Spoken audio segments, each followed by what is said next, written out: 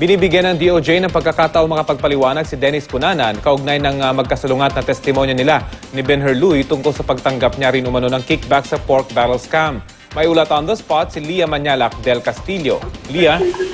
Rafi, kasunod nga ng naging pahayag kahapon ni Ben Herluy na nakita niyang bit-bit ni Dennis Cunanan ang paper bag na di umano'y pinaglagyan niya ng komisyon para rito. Pinarating ngayon ni Justice Secretary Laila de Lima sa kampo ni Cunanan na binibigyan niya ito ng pagkakataon na itama ang kanyang sarili sa bagay na iyon at aminin na kung ano ba ang totoo.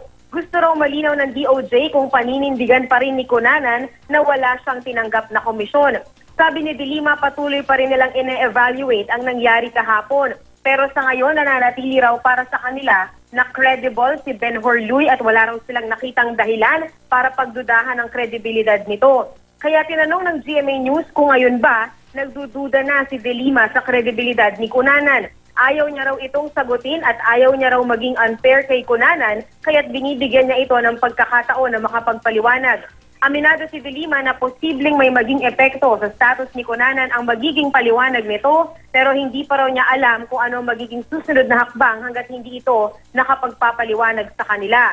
Sa kabila nito, naninindigan naman si de Lima na higit sa issue ng pagtanggap o hindi pagtanggap ng komisyon ni Cunanan, mas mahalaga raw at sana ay mas pagtuunan daw ng pansin ang laman ng kanyang testimonya. Rafi?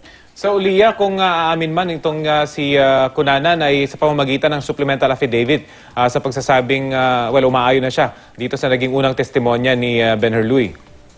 Actually, Rafi, ang sinabi lamang ni Secretary de Lima ay ina-expect niya na magsasubmit ng explanation si Dennis Cunanan pero hindi niya na nabanggit kung yun ba in the form of also a supplemental affidavit. Ang intindi lang natin doon kanina ay pinapag-explain niya sa kanya, pinagsusumite niya sa kanya ng explanation para maklarify nga yung totoo, kung ano yung totoo sa likod ng mga magkasalungat nilang pahayag ni Ben Herluy.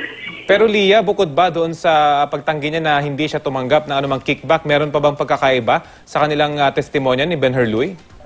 So ngayon kasi, Rafi, yun lang naman yung nakitaan ng pagkakaiba dahil nga patuloy na iginigiit ni Dennis Cunanan na hindi siya nakatanggap at hindi nga siya nakatanggap ng komisyon dyan sa PDAP scam. Pero naninindigan naman si Ben Herluy na nag-abot siya ng komisyon at nakita niyang bit-bit ni Dennis Cunanan yung sinasabing paper bag na pinaglagyan niya noon. Ayon kay Secretary de Lima, noong mga panahon na sinusubukan nilang kausapin pa lang itong si Cunanan para maging isa nga sa mga state witness, patuloy naman nilang tinanong yung bagay na yon kung nakatanggap siya ng komisyon pero consistent din daw na nagde-deny si Dennis Cunanan. So Leah, insofar as yung akusasyon naman laban sa mga senador ay nagtutugma itong testimonya ni Ben Herluy at saka ni Cunanan.